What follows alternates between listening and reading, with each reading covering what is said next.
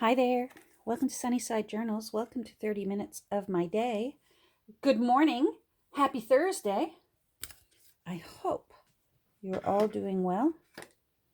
And I hope you're having a great day so far. I'm doing some more work on Mr. Charlie Brown here. So, as ever, I sort of, believe it or not, I tried to tidy up. I got a bit more work done yesterday. Not much. I had to do some running around to go to a couple towns over and get a new CPAP mask. And of course, yesterday we decides to snow. I mean, last week we were in shorts and t-shirt. This weather is all over the place. Shorts and t-shirt in November is not normal. Snow, a little bit of snow in November, normal. Anyhow, so I got the spine put on Mr. Charlie Brown here, and I love it. That's going to be a nice size keepsake book. Big. So it's going to be big this way, and it's going to be big this way. And I've been playing around with my paper selections.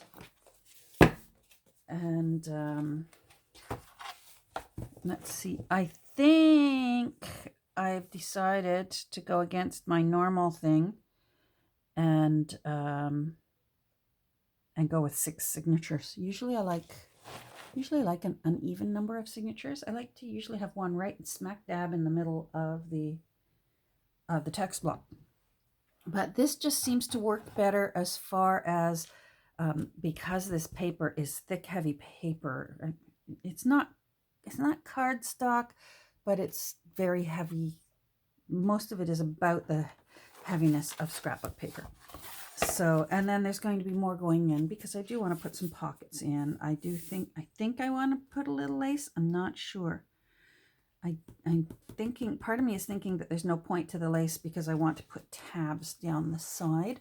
I want to put tabs where for the signatures that have the original text block in it, and there will be 3.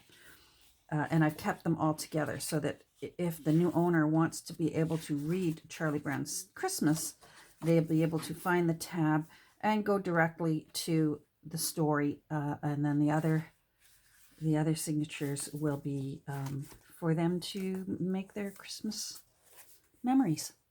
So that's the plan. Then I was facing once again with the challenge of trying to complement this color scheme. You gotta love the 60s and the 70s for our polyester color schemes that we had. Anyhow, I'm really going with just playing up on the gold and the black and the off and sort of that creamy color. So I'm going to tell you what my plans are in here, because you might be thinking, Catherine, I thought you wanted to save the original end papers, but you've put a new spine in and there's all this construction work here that normally would get hidden by new end papers. Haha, I have plans. So in looking through my scrapbook papers, and of course, try and match anything up to this. And then I'm extra challenged because I have sort of enhanced the gold part and the gold here and that. So what I decided to go with is this wonderful buffalo plaid in black and white. I'm going to age it a bit. I'm going to use some of my antique linen. And then what I'm doing right here is I'm going to put some pockets on the front and back. And that way, the original end paper is still there. There will be a tuck spot right on the front and right on the back cover, just to put little extras in. And I think that's going to look terrific. Now that got me thinking about tabs, because I want tabs on the sections where the story is. So then I thought about maybe still going with the black and white for tabs. Because I still, I want it to look Christmassy. I want it to look elegant. Christmassy doesn't necessarily mean everything's got to be red and green. So, so I went through what I've got left of pieces of black and white paper. I even toyed with the idea, maybe, me and polka dots. I love polka dots. Maybe putting red polka dot tabs down the side, but this red and that red, but then I had an idea because I thought, oh, I wish I had black and white polka dot paper, which I don't. And then I thought, hold on, I remember seeing something black and white polka dot. Let me put this out of the way. And the other day, if you follow me on Instagram, you saw that I found 2 new plum pudding bowls. Anyone who has never made a plum pudding is sort of like a really rich, moist fruit cake, but even more moist. So delicious. So, I don't like fruit cake. Plum pudding, good plum pudding, I love. Anyhow, the stiff, thick batter gets put into a bowl. You cover it with parchment paper and foil. You tie string around it, and it goes into a pot filled partway up with water, and it gets gently steamed for 2 to 4 hours or so. There's really no. The longer you steam it, the darker it gets, and you can't go wrong, because the water, the steam and water, is what keeps it lovely and moist and delicious. Anyhow, last year I had an avalanche out of one of my kitchen cupboards, which happens all the time with me. That's how I know when it's time to clean my kitchen cupboard. If an avalanche, I open the door and it avalanches. And I had an avalanche with my baking cupboard, and it was my own fault, but my favorite plum pudding bowl was broken. So I had been looking for a new plum pudding bowl. You know what? I'm going to go get it. Hold on. Okay. So here are the bowls I found. I'll turn them sideways so you can see. They probably don't look as big as they did in the photos. Plum pudding is very rich. You don't normally eat a big bowl of plum pudding. Some of us do. I have one daughter that would just eat it morning, noon, and night through all of the holiday season. Anyhow, so I loved that these were taped together. I went to my Value Village and they were taped together, and they were $2.99. Well, usually a plum pudding bowl, a pudding bowl, because you can make all different flavors of what's called a steamed pudding. Usually a pudding bowl will have a ridge around it, almost like a flower pot. It's just a band. And the reason for the band is you have to, because it's being steamed, you have to put parchment paper and foil. Oh, come on. I just want some string. You have to cover it with parchment paper and foil. And then what you do is you take some twine, any kind of cotton, butcher's twine, baker's twine. I use white just because I always replay the blue soup from Bridget Jones' Diary in my head. But then what you do is, normally, because there would just be one band, you would tie your string around here. But see how it's doing this? It's trying to slide down. That always happens, and it just is what it is. And you would tie a handle across the top to try and keep your string pulled up. Well, when I saw this dent, I thought, well, my goodness, isn't that brilliant? Because, of course, it's a pudding bowl. And that always throws off us North Americans, because when we think of pudding, we think of, a gloopy, thickened, delicious bowl of gloop. I don't know how else to describe what in North America, what we think of pudding as.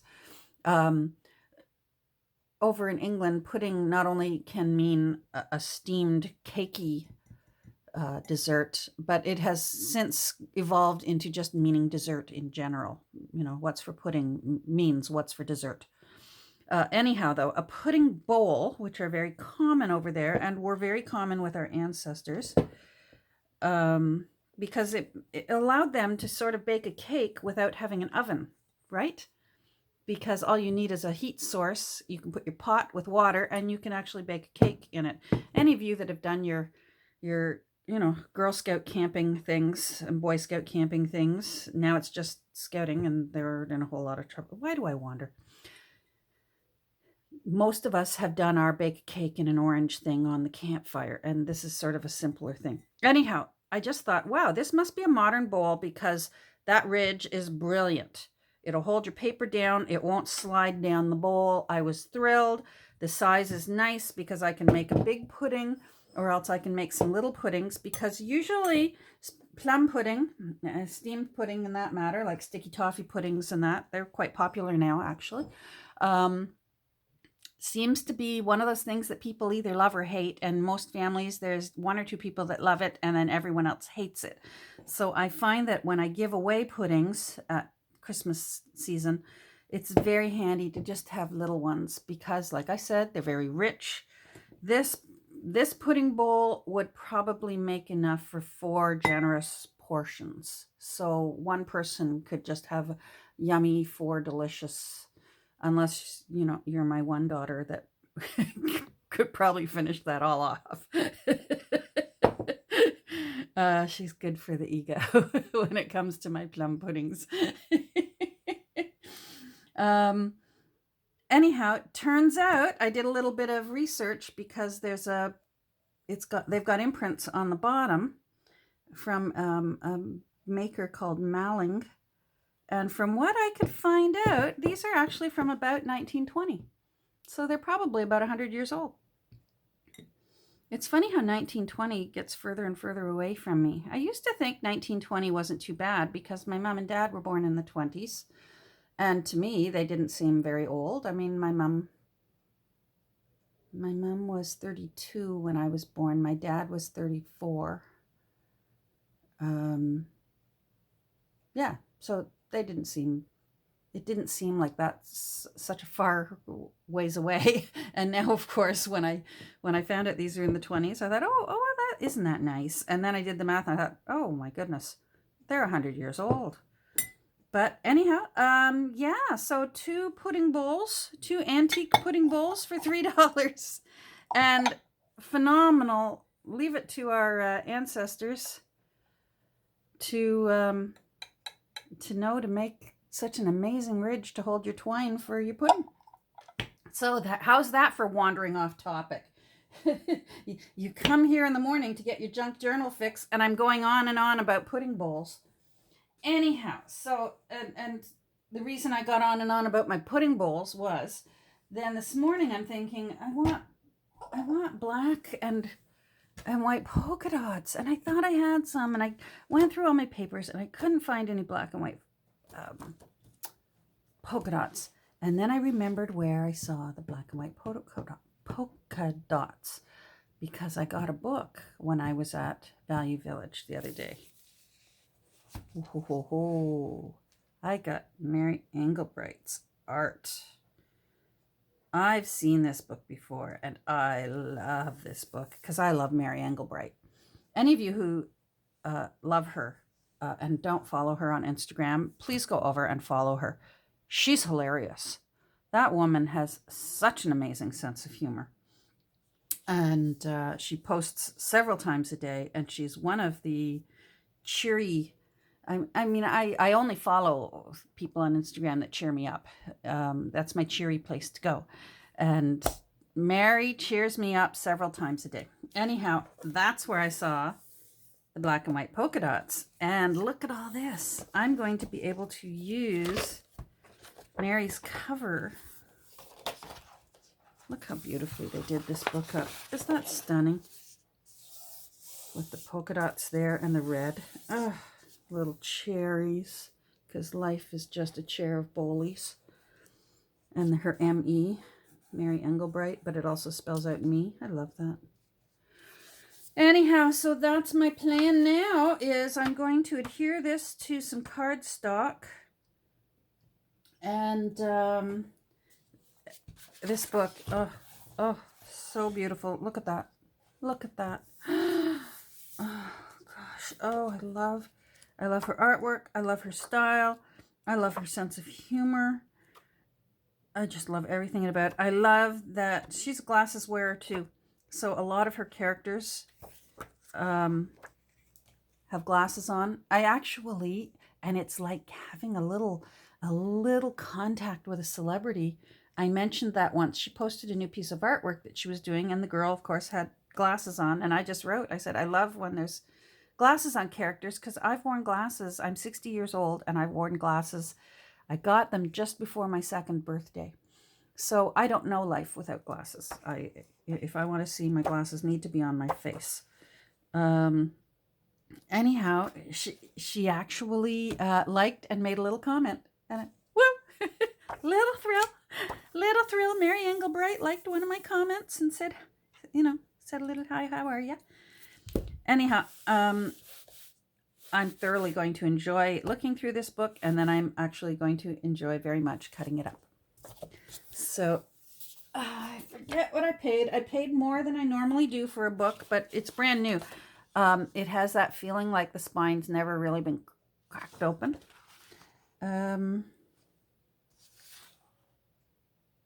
So this was a $40 book where I live, and I got it for $4.99.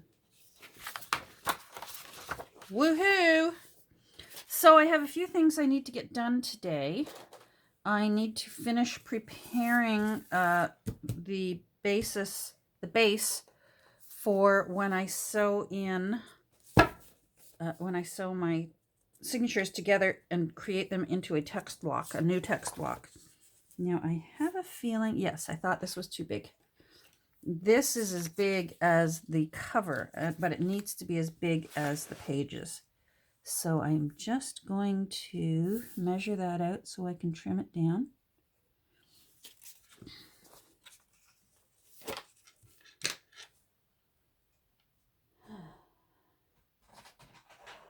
I've got, my TV is just over there, a tiny little TV.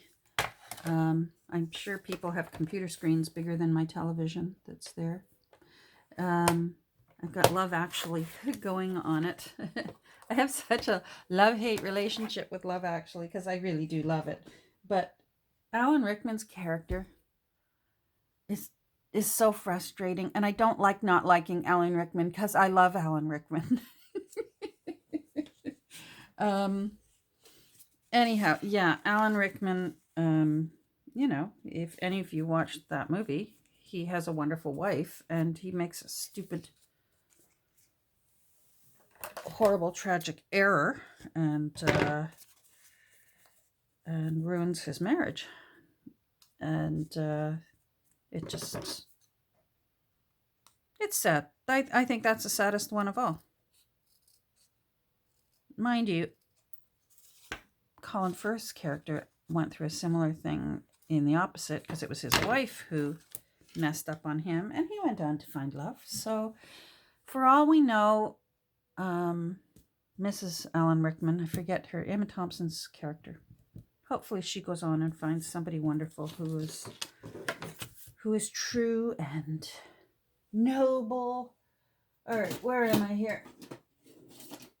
So I've got to put my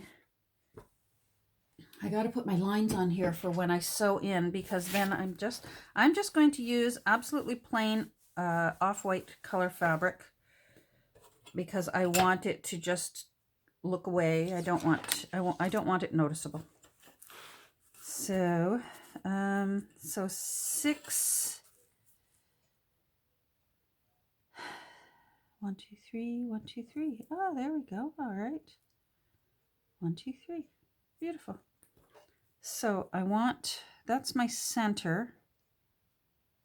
If that's my center, I'm just going to put a little pencil line where my center is so that I can know. And then I can start figuring out how I fit 6 in. Let's count. Maybe it'll be easy. 1, 2, 3, 4, 5, 6. Oh, 7. Can you believe it? 7 would fit beautifully. All right. So 1, 2, 3. So let's try the inches side. Sometimes I'll flip back and forth between metric and imperial and see if one or the other works better for me. 1, 2, 3, 4, 5.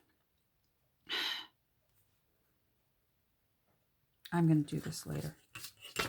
I'm going to do this later because I have to be able to concentrate. And you know what? Because I know you're there, hi, it makes me nervous. Counting in numbers, I'd rather do it off camera. All right, so let's see. I can at least get this cut or ripped so that it's ready to go. Although now I'm thinking about it, if I've got black and white and black and white and black and white, hold on. Look what I found! Oh, all right, I'm a happy girl today. I'm a happy girl. That will be what this goes on to so that I can put my text pages. And then, where are you, Charlie Brown? Oh, that's going to look nice. I think I will still calm down that white a bit.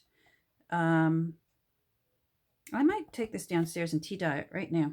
Just give it a little quick bath. I have some leftover tea from my breakfast still sitting in the pot. So I think I might go and throw this in the tea and just calm down. That white is way too Snow White. But that's going to be fantastic. Okay. I'm just getting so excited about this book. And I've still got 2 other books sitting over there that I don't want them to think I've forgotten about them. They are, they will get done. They will get worked on. Where did my sleepy owl go? Where'd you go, sleepy little owl?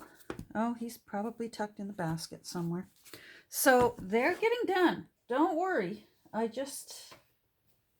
don't know. I got distracted. I don't deal with stress very well. And I find right now, COVID and politics are stressing me out. And I'm even Canadian.